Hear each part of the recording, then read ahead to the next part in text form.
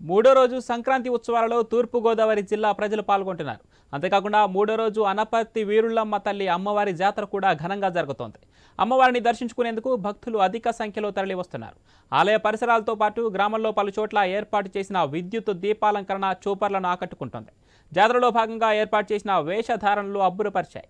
Main రోడ్లోని రామాలయం ఆవరణలో ఏర్పాటు చేసిన ఎగ్జిబిషన్లో జైంట్ వీల్, కొలంబస్ చిన్నారులను అలరించాయి. ఈ సందర్భంగా ఏర్పాటు చేస్తున్న బాణసంచా పోటీలో పోటీ పడి మరీ మిరుమిట్లు కాల్చారు.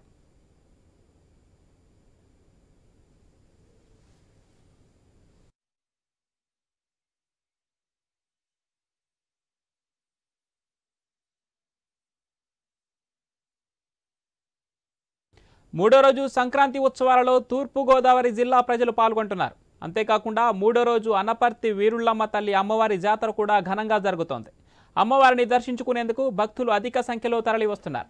ఆలయ పరిసరాలతో పాటు గ్రామంలో పలు చోట్ల ఏర్పాటు చేసిన విద్యుత్ దీపాలంకరణ చూపర్లను ఆకట్టుకుంటోంది. జాతరలో భాగంగా ఏర్పాటు చేసిన వేషధారణలు అబ్బురపరుస్తున్నాయి.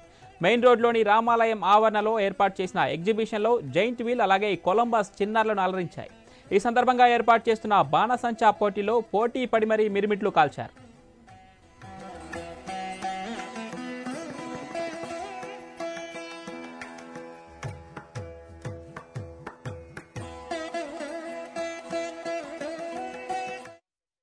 అనపర్తి గ్రామ దేవత శ్రీ శ్రీ శ్రీ వీరులమ్మ అమ్మవారికి 2022 సంవత్సరం జాతర తీర్థ మహోత్సవ కార్యక్రమంలో భాగంగా ఈ రోజు అమ్మవారికి భారీ జాతర కార్యక్రమాలు కని విని రీతిలో చాలా వినూత్న రీతిలో చాలా కార్యక్రమాలు మొదలైనవి.